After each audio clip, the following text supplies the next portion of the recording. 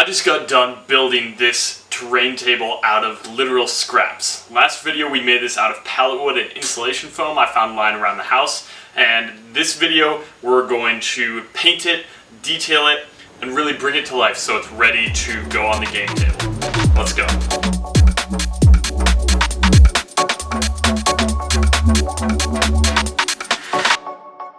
To start the detailing of this build, I went ahead and looked through my bits box. After a little bit of searching, I found these really cool pieces from the Hagglethorn Hollow Kickstarter that I 3D printed a while back. So I went ahead and destroyed some of my hard work to make these fit in. I like how they make the city block areas look a little bit less square. Next, I used some little bricks to make them look more natural and glue them in place. Then I added some rocks to the cliff face, and after cutting up some of the sculpt-to-mold, try to make them look as natural as possible. I'm getting all this rubble from these little kids' eggs that have toys on the inside, and then you just crack them open. These eggs usually go in the trash, but you can break them up and make some great rubble stuff. Next, I grabbed a bunch of Elmer's glue. This is going to be super helpful to help us stick down all this sand that we need to texture up the table here. So I threw a bunch of it in a jar and mixed it up with some water. I like probably about a 25% to 75% ratio between glue and water, but I mix it up as I go along. Then I started to block out the areas in which I wanted to have sand, so putting down the diluted glue and then sprinkling sand on top of it. Oftentimes this will be a lot more sand than I wanted, but after it dries I'll be able to knock off all the excess.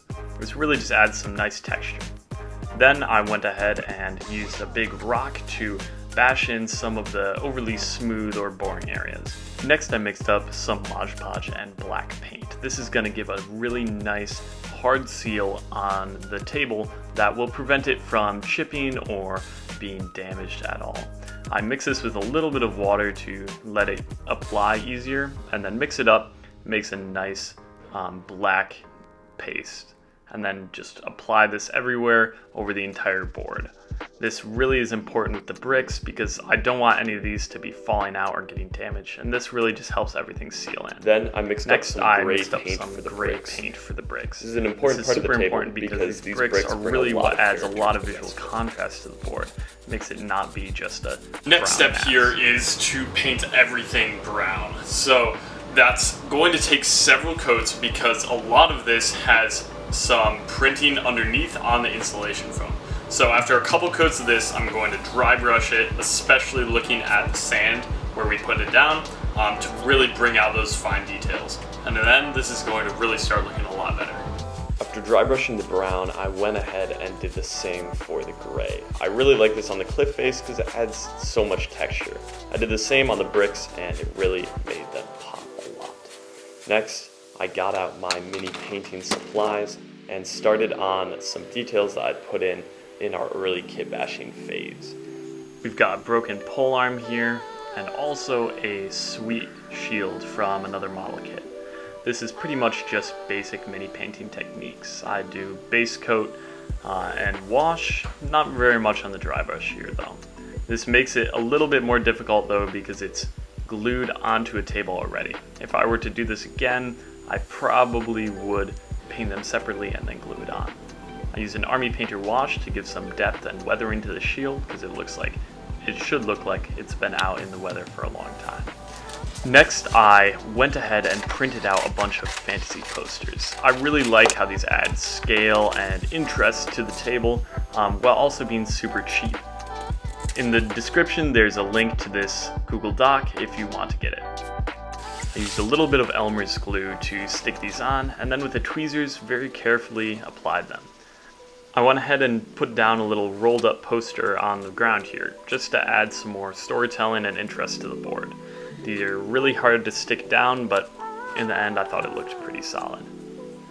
I also ripped up another poster just to put it down, and I thought it looked interesting, so I kept it.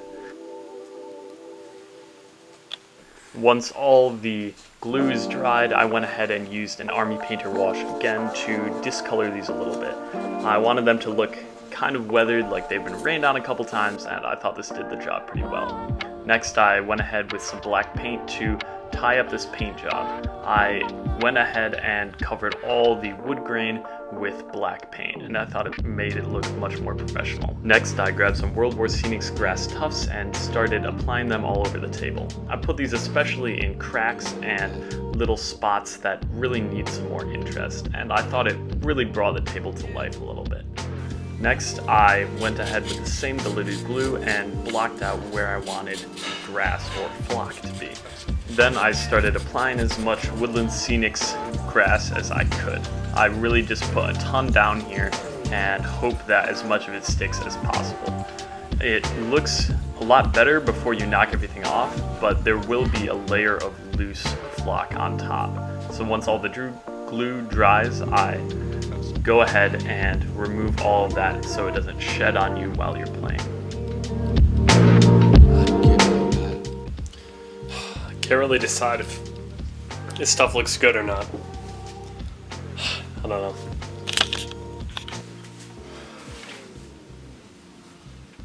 Screw it. We're gonna do it.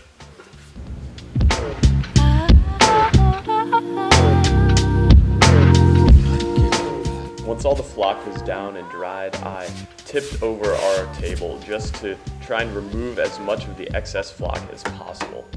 I hate it when I'm playing and I just get little pieces of flock in everything, so I'm trying to remove as much of that before I start using it as possible. Then to lock all this in, I'm using diluted Elmer's glue in a spray bottle, and I'm going to start spraying that everywhere just to lock in all the flock. Again, this is to make the board more durable and also to keep from getting flock everywhere when it's in use. This just makes me sleep easier at night knowing that everything's super sturdy. Then I finished up the black on the wood grain and it's starting to look really good. Then I went back to add one last detail. I took a paper clip and measured it out to make some bars for this little gap in the bricks that I had left a long time ago. I almost forgot about this until now. Painting them all black, I put the bars in and added some sweet details. Isn't that great?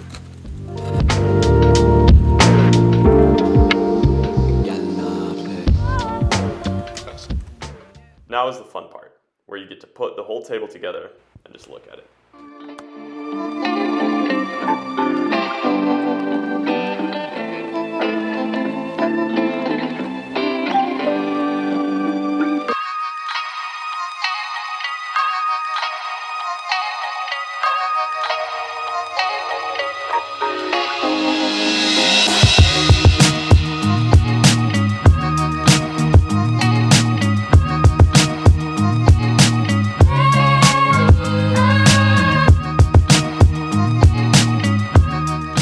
Alright guys, thank you to all the dedicated fans who have made it to the end of this video.